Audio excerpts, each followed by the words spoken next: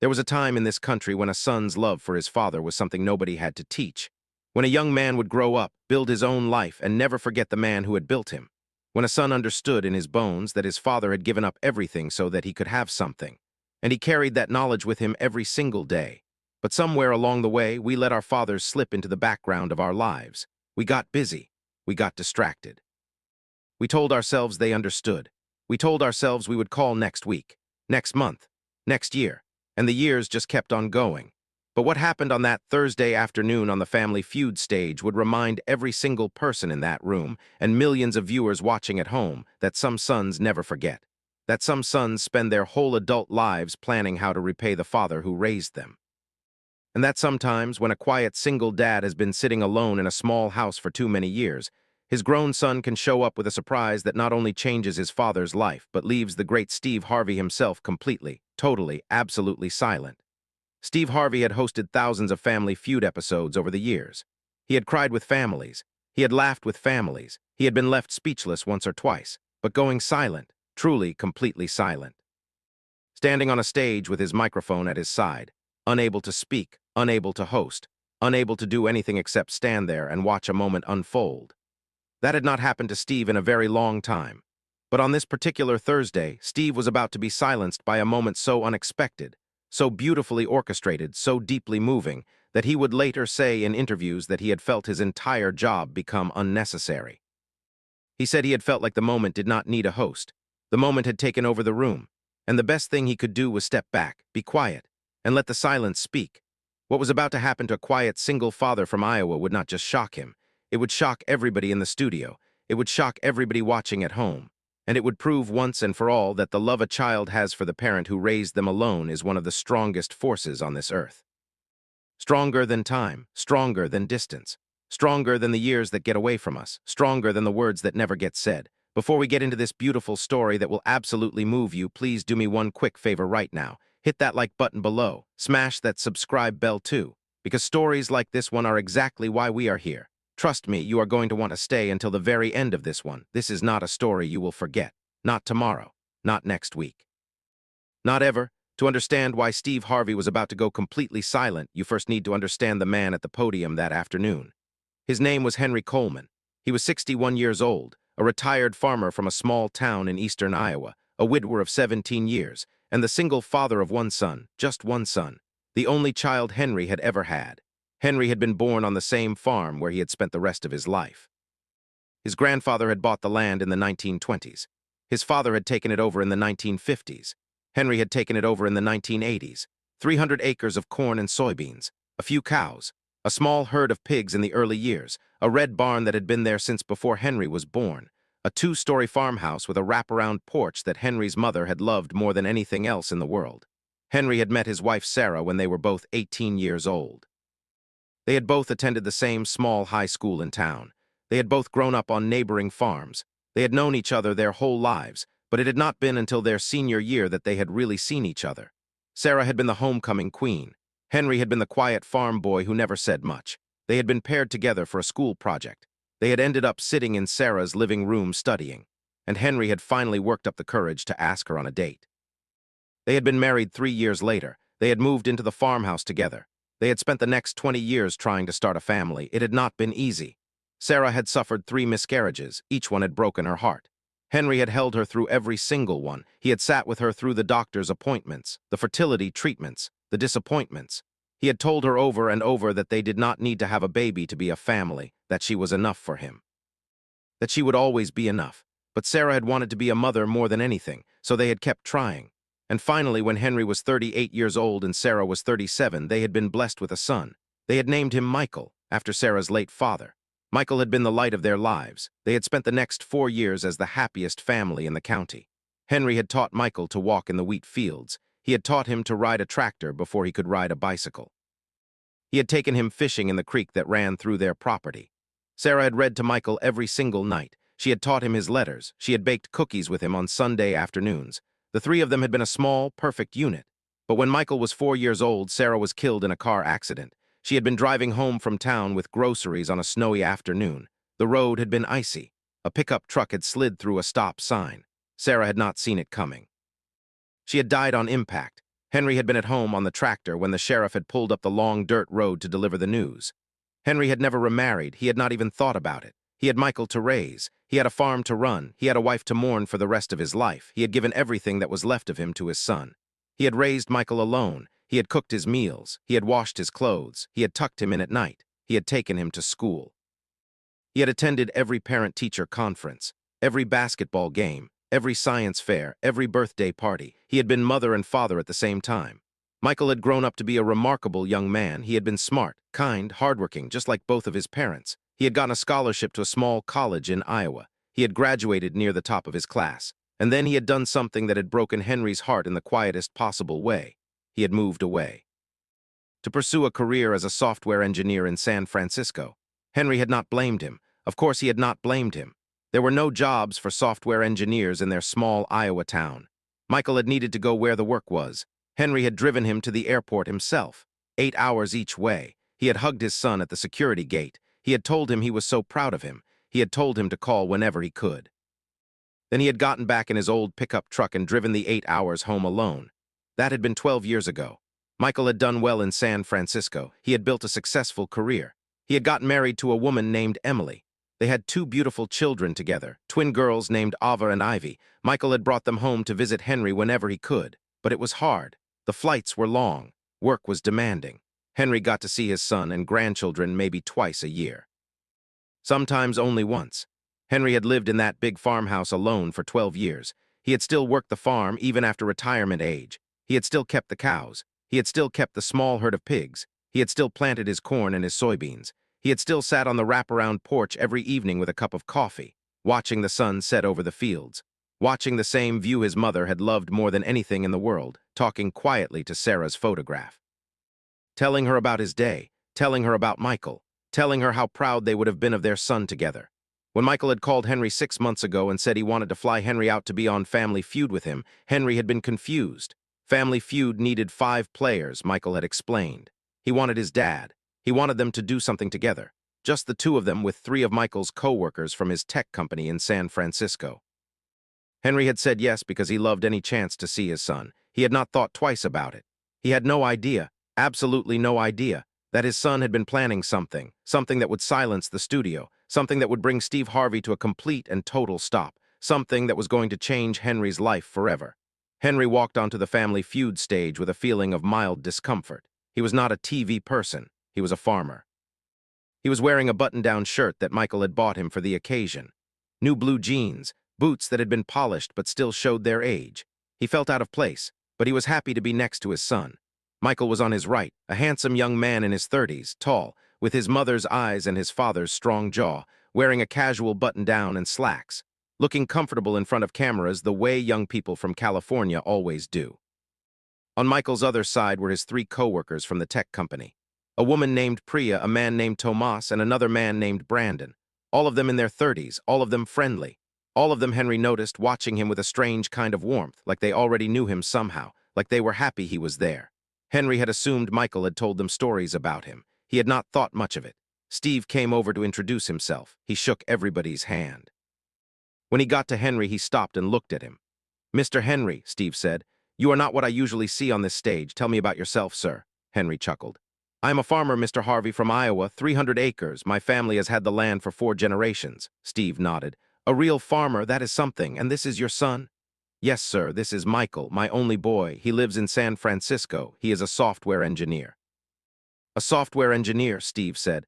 "I do not even know what that means, but I am sure he makes good money." Michael laughed. "I do okay, Mr. Harvey," Steve smiled. "And what about your wife, Mr. Henry?" Henry's face changed, just slightly, the familiar tightening around the eyes. "My wife passed away 17 years ago, Mr. Harvey. It was just me and Michael after that." Steve nodded slowly. "I am sorry, sir. That is a long time to be alone." "You get used to it," Henry said. "I had Michael to raise. That kept me busy." Steve smiled at that. "I bet it did, and now Michael is grown and gone off to San Francisco." Henry's smile got a little smaller.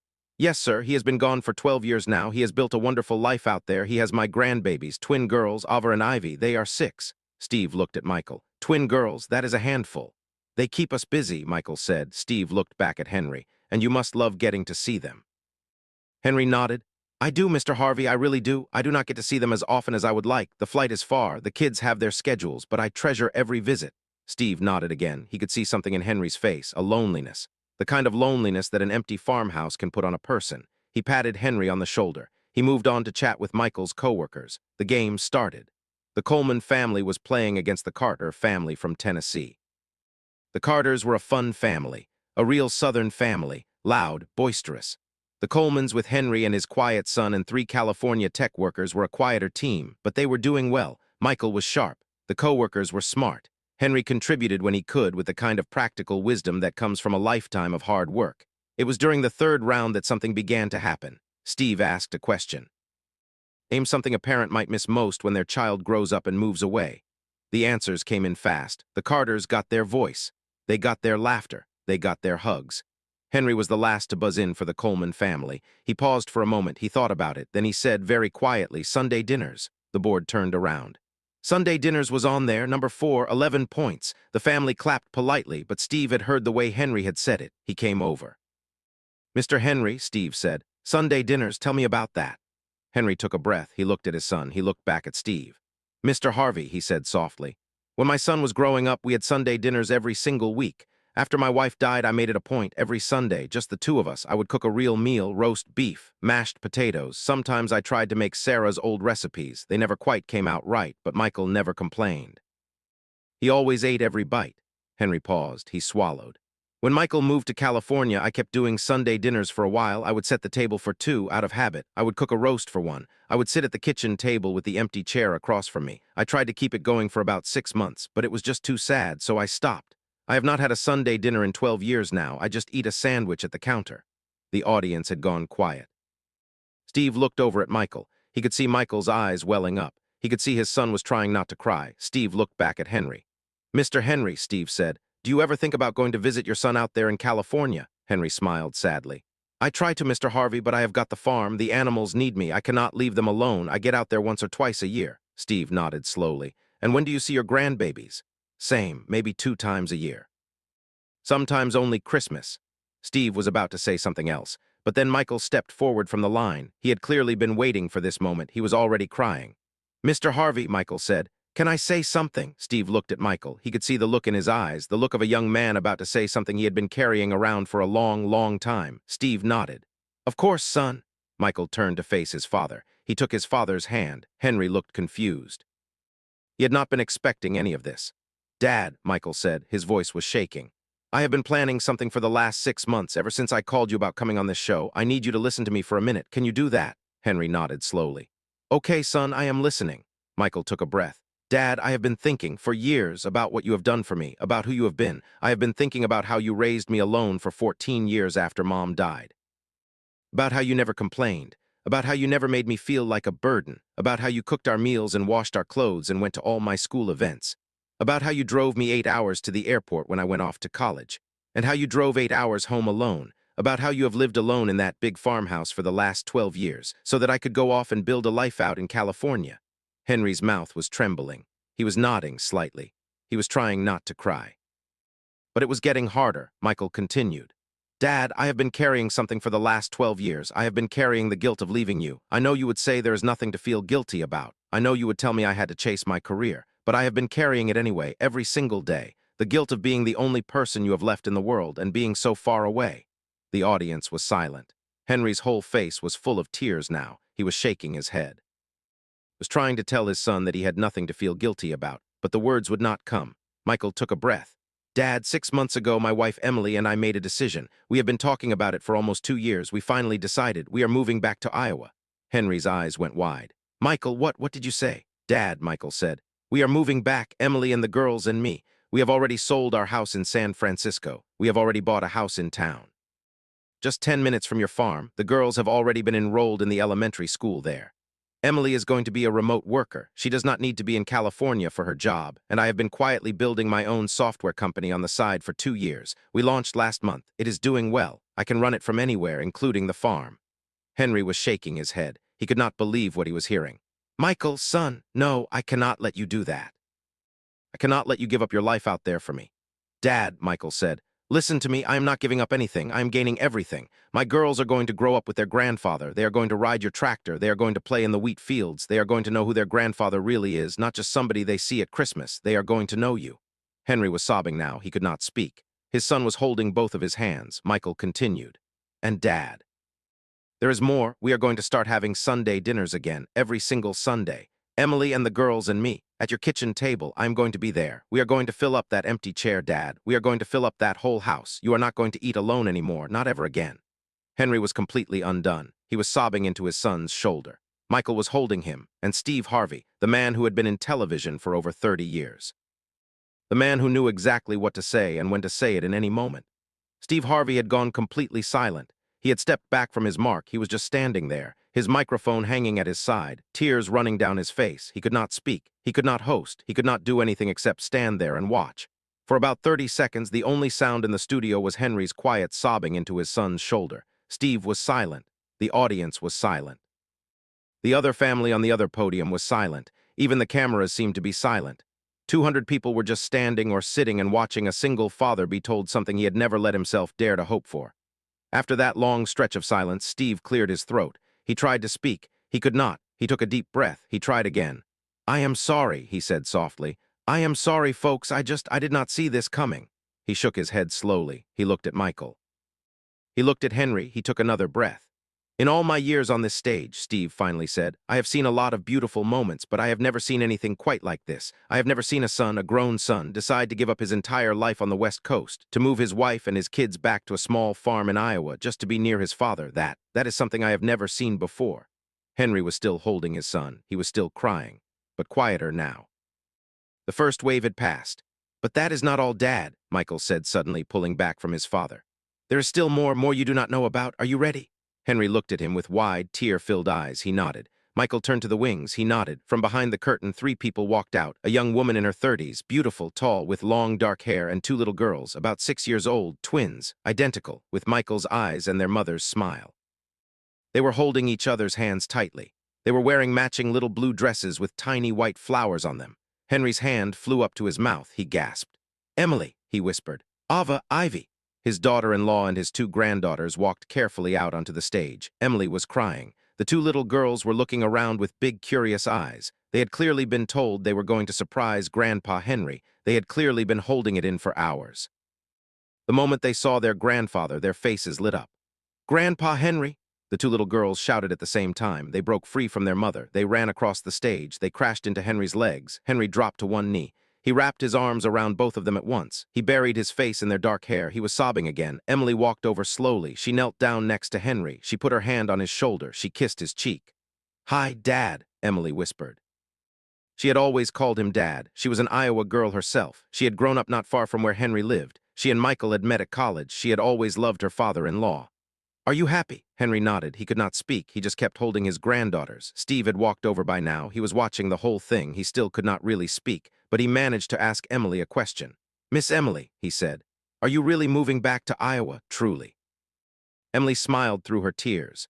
"We really are, Mr. Harvey. The truck is already packed. We fly home tomorrow morning. We close on our new house next week. The girls start school in September." Steve shook his head slowly. He could not believe it. "And you are okay with this, leaving California, leaving your career?" Emily nodded firmly. "Mr. Harvey, listen. I have known Henry for 15 years. I have watched my husband ache to be closer to him for 12 of those years. I have watched my father-in-law sit alone in that big farmhouse, raising chickens and watching sunsets and missing my husband, missing his grandchildren. We were never going to get those years back, but we are going to get every year going forward. I am from Iowa originally. I am ready to go home. The girls are going to grow up with their grandfather. That is what matters." Henry was holding his granddaughters tightly. They were both clinging to him. They were not crying. They were just hugging him. The way little kids do when they sense that something important is happening, but they do not totally understand what it is. A producer stepped forward. She was crying too. Her name was Rachel. She walked toward the audience and the cameras with a small microphone. "Ladies and gentlemen," Rachel said, "I want to tell you how this happened because this took a lot of work." She took a breath. The audience was listening in silence. "6 months ago," Rachel said, "Michael Coleman reached out to our show. He told us he had been planning with his wife to surprise his father. They had decided they were going to move back to Iowa. They wanted to find a way to tell Henry that would be special, memorable, something Henry would never forget. So Michael called us. He asked if we could help. He told us his father was a humble, quiet farmer who would never accept this kind of moment if he knew it was coming. So Michael needed it to be a complete surprise. We worked with Michael for 6 months, quietly, carefully coordinating everything, making sure it would all be perfect. Michael was nodding through his tears, so was Emily. Rachel continued. But Michael is not done yet. He has one more thing to share with his father, something we did not even know about until 2 weeks ago. Michael, do you want to tell your dad? Michael nodded. He turned back to his father. Henry was still on his knees with his granddaughters. Michael knelt down next to him. He put his hand on his father's shoulder. Dad, Michael said, there is one more thing. I have been talking to your accountant. I know you have been worried about retiring fully. I know you have wanted to slow down on the farm, to not work so hard, but you have been worried about money, about the upkeep of the property, about whether you could afford to retire while keeping the farm in the family. Henry nodded. Yeah, son, that is true. Dad, Michael said, I have made enough money in California, more than enough. Emily and I have been saving for years. We have already paid off the mortgage on the farm. The land is yours, free and clear. Forever, but more than that, Dad, we are going to take over the farm work, not all of it, but the heavy stuff. I'm going to learn from you. The girls are going to help. Emily can help with the bookkeeping. We are going to keep the farm in the Coleman family. We are going to make it bigger, better, stronger. The way my grandfather would have wanted it. The way you have spent your whole life keeping it. Henry was completely speechless. His son had just told him that not only was he moving home, not only was Henry going to get to be a regular grandfather, but the family farm was secure. Forever. Through 3 more generations of Colemans, at least. Steve Harvey was crying openly now. He could not even pretend not to. He was just standing there, watching a quiet farmer from Iowa be given back everything he thought he had lost. His son, his grandchildren, his family, his farm. His future, his Sunday dinners, all of it, all at once. On a stage in Los Angeles, in front of 200 people, with cameras rolling. Steve Harvey halted the rest of the taping for the day. He told both families they would be flown back for another episode. The Carter family from Tennessee, the team they had been playing against, had been crying along with everybody else. The grandfather of the Carter family, an older man with white hair and kind eyes, walked over to Henry. He shook his hand. He told Henry that he had been raised by a single father, too, that his father had been gone for 40 years now. He said watching this moment had reminded him of how lucky he had been. He said he was going to drive to his father's grave that very weekend and finally tell him everything he had never said while he had been alive. The episode aired 14 days later. Within 24 hours, the clip of Michael telling his father he was moving home had been viewed more than 130 million times. It became one of the most watched Family Feud clips on YouTube that year. News stations across the country picked up the story. Morning shows wanted interviews. Magazines wanted to do features. Henry, being a quiet man, declined almost all of them. He said he was a farmer, not a celebrity. He said the moment had been for his family, not for the world. But Michael and Emily did a few interviews. They talked about the decision to move home. They talked about the importance of being near family. They talked about the loneliness so many parents carry when their adult children move far away. The reaction nationwide was bigger than anybody had expected. People began sharing their own stories of moving home to be near their parents, or stories of regretting that they had not. The hashtag Going Home trended for almost a month. Real estate agents in the Midwest reported a noticeable spike in inquiries from people in coastal cities asking about moving back to their hometowns. One small-town newspaper in rural Wisconsin ran a feature article about 3 different families who had moved home from California in the months after Henry's episode aired. They credited Henry's story specifically. Steve Harvey used his platform to do something significant. Within a month of the episode airing, he announced a new foundation called the Henry Coleman Family Reunion Fund. Its purpose was to help adult children move closer to aging parents who had been alone too long. The fund provided moving expenses, transition counseling, and connections to remote work resources for people who wanted to move home, but felt like they could not financially. Within its first year, the fund had helped over 600 families relocate to be closer to elderly parents. Many of those moves involved adult children moving from major cities back to the small towns they had grown up in. Michael, Emily, Ava, and Ivy moved back to Iowa exactly when they had planned. They closed on their new house. They got the girls enrolled in the local elementary school. Michael set up his small software company in a remodeled corner of the farmhouse. Emily set up her remote work office in their new house. Within 2 months, the Coleman family had become a regular sight in the small Iowa town. The girls had made friends. Emily had joined a book club. Michael was working alongside his father every weekend on the farm. And on the very first Sunday after Michael and his family had moved home, Henry made Sunday dinner, the first one in 12 years. He cooked a roast beef, mashed potatoes, green beans, gravy, just like he had cooked for Michael when Michael had been a boy. Emily brought a homemade apple pie. Ava and Ivy set the table. They had begged for the chance. They wanted to put the napkins out themselves. They wanted to fold them just right. When Henry sat down at the kitchen table that Sunday, the empty chair across from him was no longer empty. Michael was sitting there. To his left was Emily. To his right were the twins. The kitchen that had been silent for 12 years was now full of noise, loud noise, happy noise. Twin girls arguing about who was going to say grace. Emily laughing at something Michael had said. Henry just sat there at the head of the table for a moment, looking around, trying to take it all in. He could feel Sarah next to him. He knew she was there. He could feel her in every breath. He bowed his head. He started to pray. He thanked God for everything he had been given back. Sunday dinners became a tradition that never broke. The whole family gathered every single Sunday at Henry's farmhouse. Michael did most of the cooking now. He had become a surprisingly good cook over the years. Emily handled the desserts. Ava and Ivy set the table. Henry sat at the head and just enjoyed it, every single Sunday for the rest of his life. Ava and Ivy grew up on the farm. They learned to ride horses. They learned to feed the chickens. They learned to drive a tractor. They learned to identify every kind of crop their grandfather grew. They learned to read by sitting on his lap as he read them old farm magazines. They became the kind of farm girls Henry had always imagined his grandchildren might be, but had given up hoping he would see. Emily and Michael had 2 more children after they moved home. A boy named Henry, named after his grandfather, and another little girl named Sarah, named after the grandmother she would never meet. The Coleman family grew. The farm thrived. Michael learned everything his father knew about farming. He brought his own modern ideas in too. He installed solar panels on the barn. He used new soil testing methods.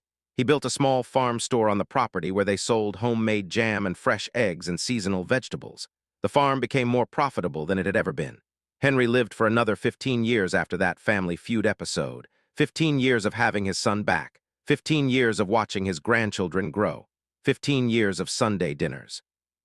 15 years of having a full house instead of an empty one. He passed away peacefully in his sleep at the age of 76. Michael was with him. Emily was with him. The grandchildren were sleeping in the next room. Henry's last words were to his son. He said, "Michael, thank you for coming home, for bringing me everything back." At Henry's funeral, Michael gave the eulogy. He spoke for almost 30 minutes. He talked about his father, about his mother, about the farm, about the years apart and the years together. He ended his eulogy by talking about that day on Family Feud. He said, "My father did not deserve the loneliness he carried for 12 years. No parent should ever have to carry that. If you have a parent who is alone tonight, if you have a mother or father who would give anything just to have you closer, please, listen to me. Find a way to come home, or find a way to bring them closer to you. The years are short. The chairs at the table are too often empty. Fill them up. Fill them up while you still can. That is the most important work any of us will ever do." Steve Harvey kept a photograph in his office from that day on the show, a picture of Henry on his knees with his 2 granddaughters in his arms, Michael and Emily kneeling beside him. The whole Coleman family on the floor of the Family Feud stage. Steve has said many times that it was one of the most important moments he had ever been a part of. He says he learned something from Henry and Michael that day. He says they reminded him that the most important things in life are not the ones that make the most noise. The most important things are the people who fill the chair across from you at the kitchen table. Michael himself, when people would ask him about his story, would always say something simple. He would say, "My father gave me everything. He raised me alone. He made me the man I am. I owed him this. I owed him my presence. I owed him my Sunday afternoons. I'm here to tell anybody who is reading this. Whatever it is you are weighing, whatever choice you are making, if your parent is alone, if you can find a way to be closer to them, do it. The years are too short to be far away from the people who raised us. Just go home. Just figure it out. Go home." That is the legacy. That is the story. A quiet Iowa farmer who raised his only son alone. A son who spent 12 years carrying the silent guilt of being far away. A daughter-in-law who said yes to a smaller life so that everybody could have a fuller one. 2 little granddaughters who fell into their grandfather's arms on a stage in Lowe's Angels. A television host who finally went silent, and a family farm that did not just survive, it thrived, because love came home, the way love is always supposed to come home. If this story moved you the way it moved me, please do me a favor right now. Hit that like button. Subscribe to this channel if you have not already. And share this video with somebody who needs to hear this message. And if you have a parent who is alone tonight, or a grandparent who is alone tonight, pick up the phone, call them, or better yet, Drive over there or fly over there or move closer to them. Whatever you can do, please do it. Because somewhere out there tonight there is a Henry, sitting alone at a kitchen table, looking at an empty chair across from him, wishing somebody he loves would walk through the door. Be that somebody, walk through the door. Thank you for watching. And remember, the most important homecoming is the one you finally make. To the people who never stopped waiting for you,